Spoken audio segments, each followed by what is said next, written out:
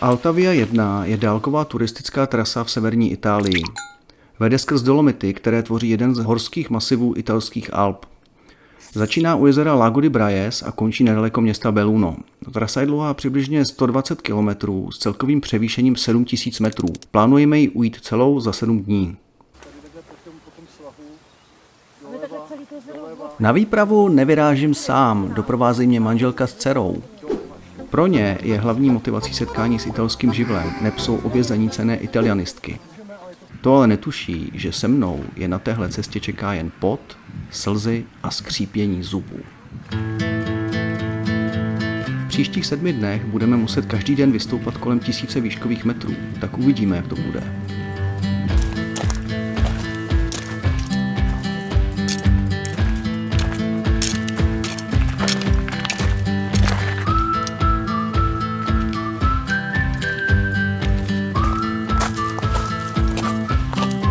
Tak, co vás bolí?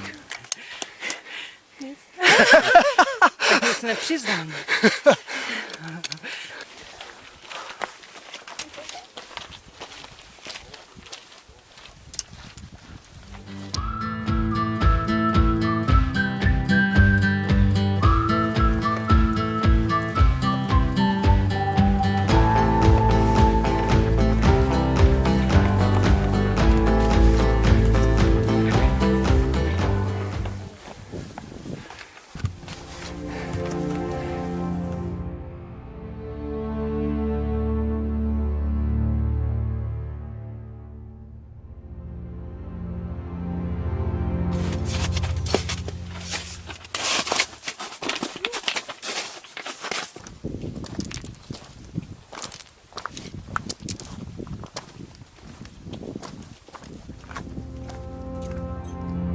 Jsme na nejvyšším bodě dnešní trasy. Od Lago di Braies jsme sem vystoupili 900 výškových metrů.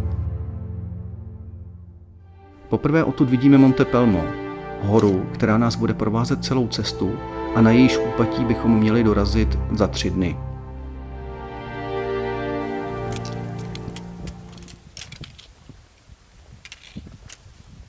Plánované občerstvení na Rifugio Biela se bohužel nekoná, mají zavřeno. Takže pokračujeme dál po náhorní plošině plné zvědavých svišťů.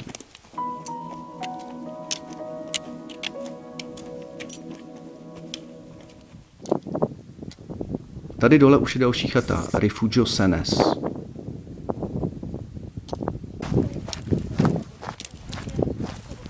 Co? Jaká je? Korunko zeleninová. Co jsme to objednali, ty? To je kroupová. Ne, ten svět je veselější. No nevím, tímhle tempem to do večeře na chatu pederů nestihneme. Takže už žádný zastávky a jdem.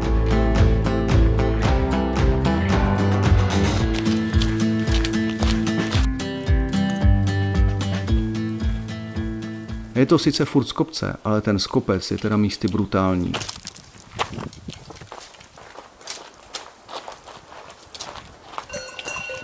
A jsme v cíli dnešního dne.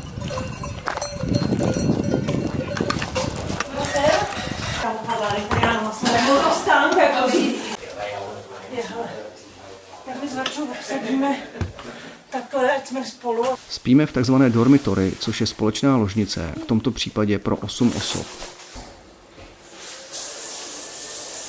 Dáme si večeři a jdem spát.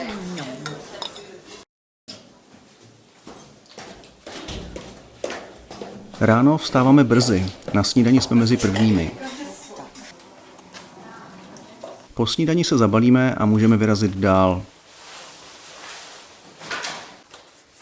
Včerejší den byla proti tomu dnešnímu jen taková rozcvička. Dneska nás čeká 18 kilometrů, při kterých budeme muset nastoupat brutálních 1600 výškových metrů.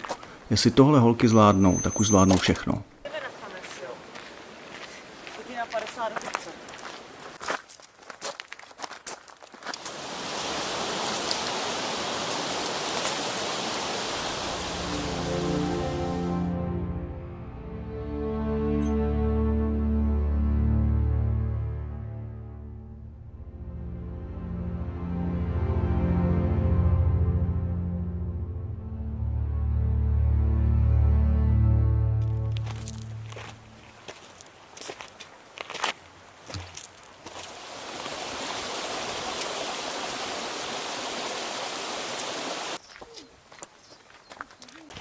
čaj si večer.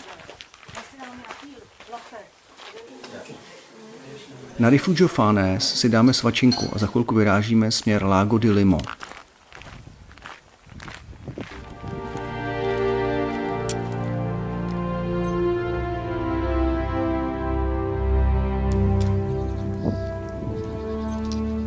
Lago di Limo připomíná spíš požární nádrž, takže se tu nezdržujeme a míříme na Gran Fanes. Chata je zavřená, takže si tu jen nabereme vodu z nedalekého pramene.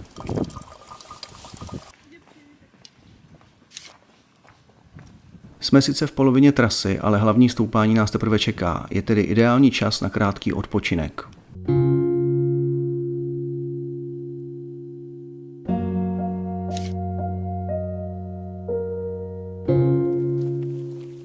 Ale dost bylo pauzičky, teď to teprve přijde.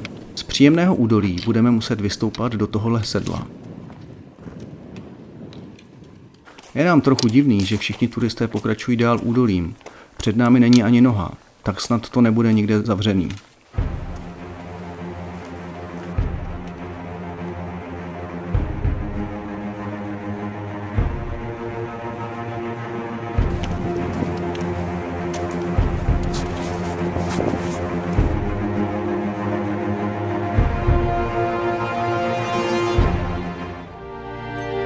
Výborně, takže teď už zbývá sestoupat 300 výškových metrů, tady dolů k jezeru Lago di Lagazuoi, abychom v zápětí vystoupali asi 500 výškových metrů na Rifugio Lagazuoi, kde máme dnes nocleh.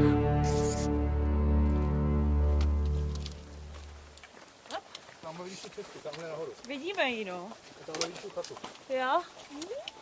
Já to tak... No to jo.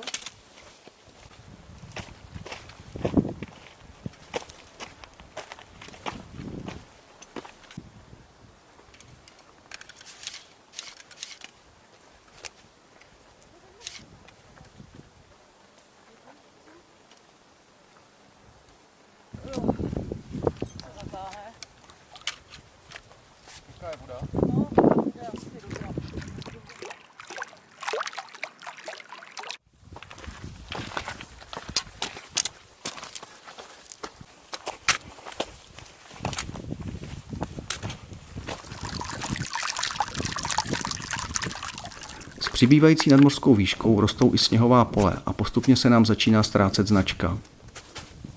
Hele, kudy teda? No podle mě rovně, podle stop a po té skalce, nevím no. Tam, že Po té skalce tamhle?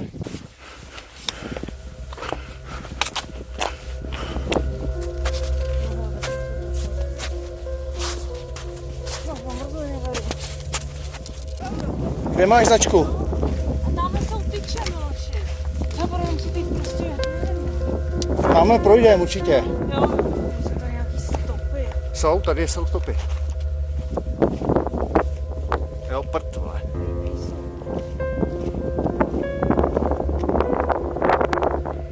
Hele,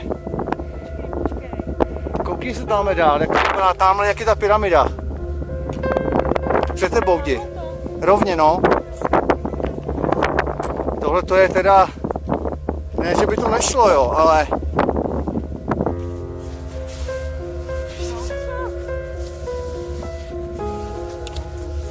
Propracovali jsme se do sedla Forcella Lagazuoi a teď musíme vylézt sem nahoru. kde máš červenou?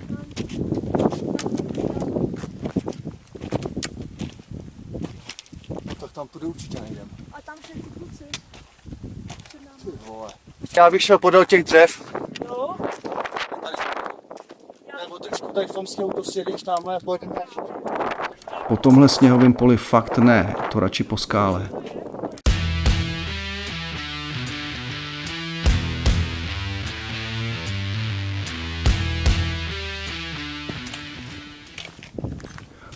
A jsme nahoře. Pon la cámara con número 3. ¿Qué? To není pro hajkery tohle. Že je ta numero 3, tak je tam dole, jo? To já nevím. A hned říkám, co by to dopo. Ne, už nevím. Přicházíme akorát na večeři. Po ní se trochu socializujeme v naší dormitory a se západem slunce jdem spát.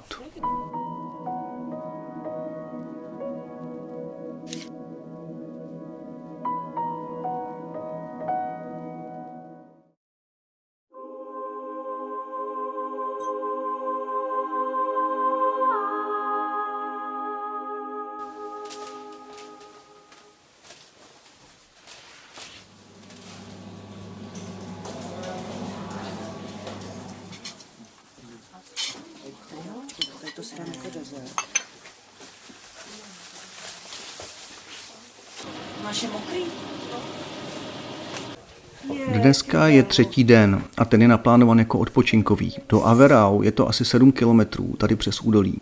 Rád bych využil volnějšího dne k návštěvě zajímavých pozůstatků událostí ze začátku 20. století. Zdejší kraj byl v té době pevnou součástí rakousko-uherské monarchie a ačkoliv ještě začátkem května 1915 byly Rakousko a Itálie spojenci, koncem května už spolu byli ve válečném stavu. Rakousko-Uhersko dokonale využilo vysokohorský terén a vsadilo na této frontě na obrannou kartu. Tady na Lagazuoi došlo k zajímavé situaci. Ačkoliv byly vrcholové partie obsazeny Austriáky, podařilo se italským horským myslivcům obsadit Římsu, známou pod pozdějším označením Cengia Martini, která se nachází přibližně uprostřed strmého svahu hory, a vybudovali zde trvalá postavení. Získali tak relativně výhodnou pozici, ze které mohli ohrožovat rakouské jednotky. V zápětí začaly obě strany s budováním štol v hoře s cílem podkopat a vyhodit do vzduchu postavení nepřítele.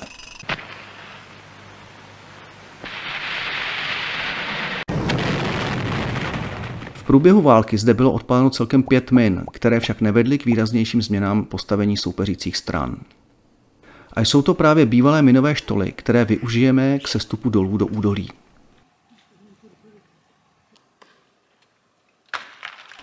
Pravda, bohové hor se možná snaží něco naznačit, ale my pokračujeme neohroženě dál.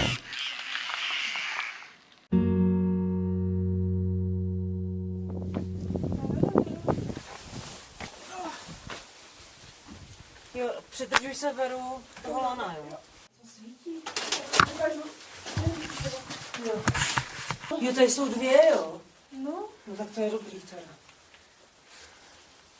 Galeria di Cresta, no to je Anticino. Na té první křižovatce jsme se nakonec rozhodli odbočit chodbou vpravo. No, dokud jdeme dolů, je to dobrý? To určitě Miloši nebude uzavřený, jako. To by tady bylo třeba. Hele, ale pozor na ty ledy, tady už asi nebude. Pamatujte si, že jsme odbočili, jo? Ne, Galeria di Spala. To všechno jenom výhledy. Takže bychom šli blbě. Jsme blbě odbočili asi. Tady je ještě něco, Veru. Ne, to je taky něco. Stazione Trincia Coperta. No tak hele, super. Tak to jsem Miloši myslela, že víš, kudy jde. Nevím. Co to je tady? Postacione? Počkej, dne budeš hodem 8 hodin proudit. Ty se trošku jenom 8 výhledy. Ty vole, to prdele. Tak sem ne, hele. Sem ne, tady je strašně vody. Jo, to je střílná jenom. A tady jsme se fakt lekli, protože tunel vychází uprostřed stěny na skálu a cesta dál vypadá jako via ferrata. Naštěstí se ukázalo, že to není plnohodnotná ferrata, ale jen krátký a lehký venkovní úsek, po kterém následuje další tunel. Není tohle odpočinkový den?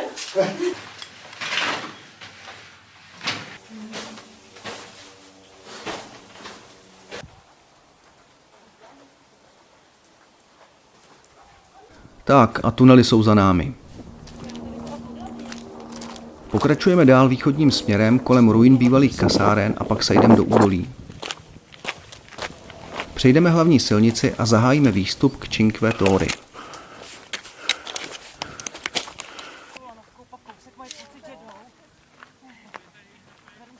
Je to sem pouhých 350 výškových metrů, takže v pohodě. Navíc se mi podaří přemluvit tým ke kafové zastávce na chatě Scojatoli. Chci si totiž prohlédnout zdejší pozůstatky postavení italského dělostřelectva. To odtud mělo skvělý výhled na nepřítele. Jo a zajímavost, tahle 2 rozsáhlá kamenná pole vznikla na úpatí Lagazuoi právě v důsledku výbuchů min.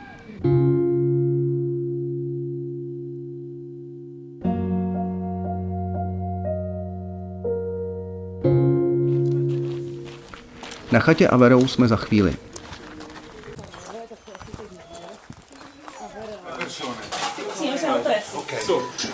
Z našeho balkónu se otevírají pěkné pohledy. Tady pod Čivetou bychom měli pozítří procházet kolem jezera Lago di Coldai. Do večeře máme dost času a využijeme jej k socializaci s ostatními hikery. Tohle jsou naši nejoblíbenější. Říkáme jim familiárně naši Holanděni a potkáváme se s nimi už od Pederu, kde jsme spolu spali v jedné místnosti. A já v noci strašně chrápu. A oni nejen, že noc přežili, ale dál se k nám vždy přátelsky hlásili. Jsou to zjevně drsní potomci dávných obchodníků a mořeplavců. Zajímavé je, že drtivá většina hikerů nejsou Italové, ale cizinci, pocházející často ze vzdálených míst, jako je Tajvan, Korea nebo Spojené státy. Tak a jde se spát, zítra to bude trochu těžší den. Budu spát bezstarostně, protože ještě nevím, že zbylí účastníci výpravy začínají připravovat vzpouru.